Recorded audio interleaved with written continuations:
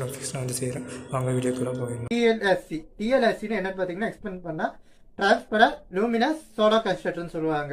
அது பார்த்தீங்கன்னா ஒரு கிளாஸ் டைப்பில் இருக்கும். அது வந்து ஒரு பில்டிங் ஃபுல்லாக போட்டிருப்பாங்க.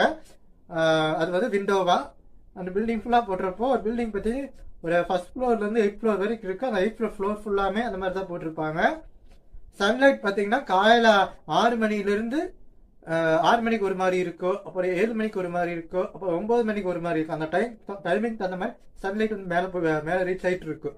அந்த சன்லைட் வந்து அந்த கிளாஸ் மேலே படுறப்போ, அந்த சோலார் பேனல் மேலே படுறப்போ, டிரான்ஸ்பரண்ட் லூமினஸ் சோலார் கன்ஸ்ட்ரக்டர் மேலே படுறப்போ அந்த எலக்ட்ரிசிட்டி ப்ராடக்ட்ஸ் ஆகும் ஃப்ரெண்ட்ஸ்.